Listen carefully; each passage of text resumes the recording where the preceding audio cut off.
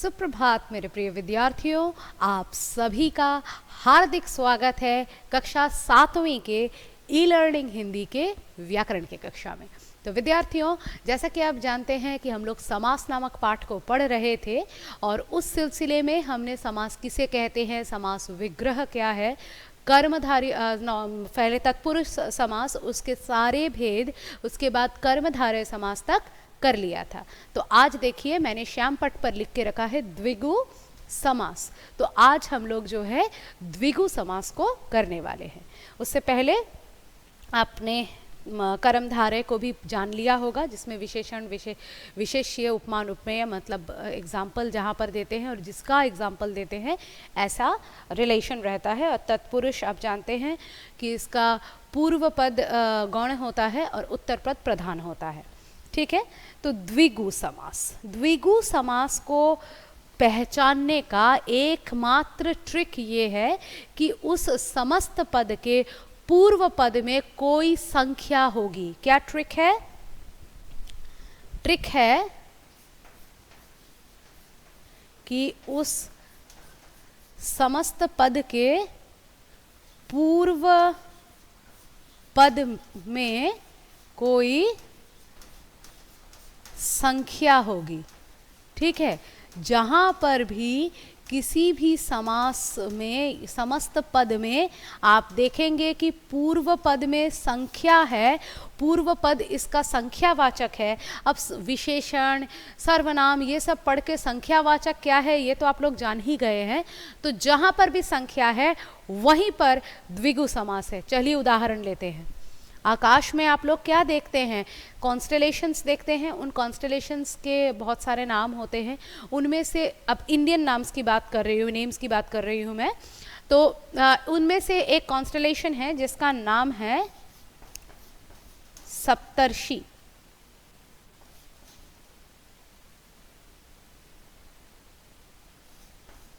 ठीक है, सॉरी ये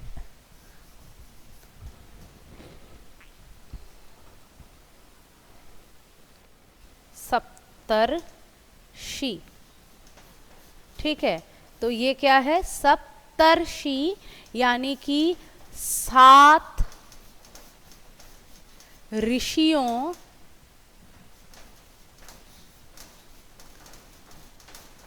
का समूह।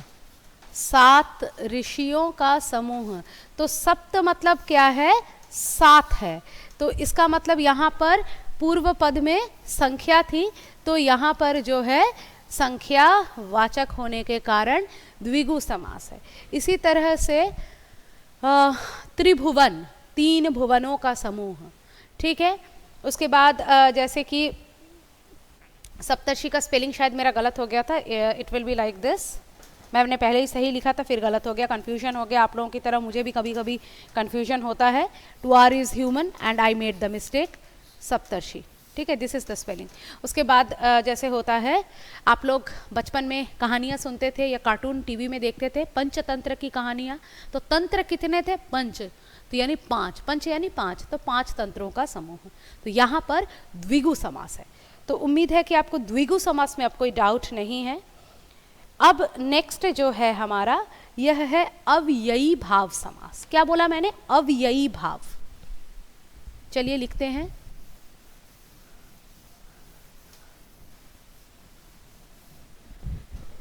अव्ययी भाव।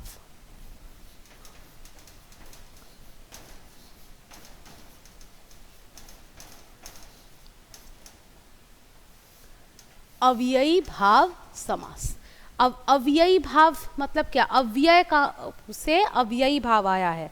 ठीक है, तो ये क्या है कि जिस समास में पहला पद अव्यय होता है, ठीक है, उसके योग से समस्त पद भी अव्यय बन जाता है। जब इसका पूर्व पद ही अव्यय होगा तो उससे बनने वाला जो समस्त पद होगा वो पूरा ही अव्यय हो जाएगा। तो इस समास का पहला पद इसलिए प्रधान होता है। ठीक है, तो पहले पद में क्या होता है? अव्यय होता है। ठीक है, तो जैसे कि ये आप लोग देखकर ही पहचान जाएंगे। आजीवन, ठीक है, आजीवन। उसके बाद जैसे होगा यथा समय, यथा समय, ठीक है। बेखटके, ये देखिए बाकी के शब्द आप लोग नीलकमल, राजपुत्र, यश प्राप्त, त्रिभुवन, सप्तर्षि, सतसई, इस प्रकार के देख रहे थे। इनसे इन शब्दों के डिफरेंस आप पा रहे हैं। यहाँ पर पूर्व पद जो है अव्यय होता है, ठीक है। ये देखिए, ये तो आजीवन मतलब पूरा जीवन, यानी जीवन पर्यंत, आजीवन यानी कि एंटायर लाइफ, लाइफ लॉन्ग, जीवन पर्यंत। यथा समय, समय के अनुसार, समय के अनुसार। उसके बाद बेखटके, बिना खटके, बिना कंफ्यूजन हुए या बिना अटके। तो समझ गए, यहाँ पर अव्ययी भाव समास होता है। अव्ययी भाव समास में शब्द के पहले उपसर्ग लगाकर भी नए शब्द बनते हैं, जैसे कि बेखटके, बेखबर। यहाँ पर ऐसे भी होते हैं, तो उपसर्ग भी लग सकते हैं और अव्यय लगते हैं, और इसी प्रकार से अव्ययी भाव समास होता है। क्योंकि ये समास बाकी सारे शब्द समासों से डिफरेंट होता है, तो आप इसको देखते ही पहचान जाएंगे, ठीक है। फिर भी अगर कोई डाउट होता है तो मुझे ई पोर्टल पर बताइए, या फिर उसके बाद जब नेक्स्ट लाइव क्लास होगा उसमें भी आप बता सकते हैं। ओके, चलिए। तो इसके बाद नेक्स्ट हमारा जो है वह है बहुव्रीहि समास। बहुव्रीहि समास ना बहुत आसान होता है। अब आप बोलोगे मैम तो सारा ही आसान बोल रही है। समास बिल्कुल बच्चों समझने वाली बात है। अगर आप समझ गए तो आजीवन, जीवन पर्यंत आपको ये समास याद रहने वाले हैं, ठीक है। बहुव्रीहि समास में क्या होता है, ना तो पूर्व पद प्रधान होता है और ना ही उत्तर पद प्रधान होता है। इन दोनों को छोड़कर कुछ तीसरा ही मीनिंग निकलता है, ठीक है। ना तो इसमें पूर्व पद प्रधान होता है और ना ही इसमें उत्तर पद प्रधान होता है। इसमें क्या होता है, इसमें अन्य पद ही एक प्रधान होता है, ठीक है। क्या बोला मैंने, बहुव्रीहि। स्पेलिंग को देख लीजिएगा, इसका स्पेलिंग थोड़ा डिफरेंट है। जैसे मेरा अभी सप्तर्षि में स्पेलिंग मिस्टेक हो गया था ना, वैसे मिस्टेक करने लायक स्पेलिंग है, ठीक है। बहुव्रीहि, हाँ में छोटी ई, बहुव्रीहि समास, ठीक है। इसमें क्या होता है, एक अन्य पद ही प्रधान होता है। जैसे कि, और इसका विग्रह करने का स्टाइल भी अलग होता है, इसलिए लंबोदर, ठीक है। लंबोदर कैसे बना है, ये दो पदों से बना है, यानी कि लंबा जोड़ उदर। अब आप लोग संधि कर चुके हैं, संधि विच्छेद कर चुके हैं, तो ये तो आप लोग जान ही जाएंगे, लंबा और उदर। लंबा मीन्स लॉन्ग या बड़ा, उदर यानी पेट। तो बड़ा सा पेट किसका है, किसके पेट को हम लोग बड़ा देखते हैं, कौन है वो गणेश जी हैं। आप लोग जब गणेश जी का मतलब सिनोनिम्स करते हैं, पर्यायवाची करते हैं, वहाँ पर भी आपको देखना गणेश के पर्यायवाची में विनायक, लंबोदर, ये सब प्राप्त होगा। तो लंबोदर कौन है, गणेश है। तो कैसे इसका विग्रह कैसे होगा, इसका विग्रह इस प्रकार होगा कि लंबा उदर। अब यहाँ पे आप पेट तो लिख नहीं सकते हैं, जो शब्द में दिया है वही आपको लिखना है। लंबा उदर है जिसका, लंबा उदर है जिसका, इतना लिख करके आपको एग्जामिनर के लिए क्वेश्चन छोड़ना नहीं है। लंबा उधर है जिसका करने के बाद आपको वो जिसका कौन है, किसका, that thing you have to supply. अर्थात लंबा उदर है जिसका, अर्थात कौन है, गणेश, ठीक है। इसी तरह से आपने नाम सुना होगा नीलकंठ। नीला है कंठ जिसका, अर्थात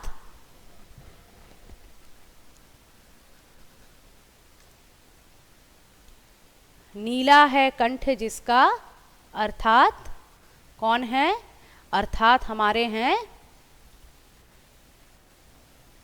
कौन, अर्थात हमारे हैं थोड़ा टेक्निकल प्रॉब्लम हो गया था इसलिए मेरा फंबल हो गया था, मुझे स्क्रीन ब्लैंक नज़र आ रहा था।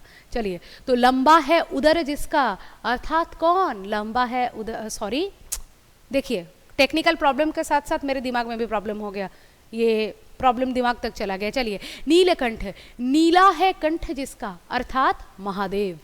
नीलकंठ कहते हैं ना, उन्होंने समुंदर के मंथन के वक्त जो है विष अपने गले में धारण करके उनका गला जो है विष से नीला हो गया था, तो नीला है कंठ जिसका, अर्थात महादेव हो गया।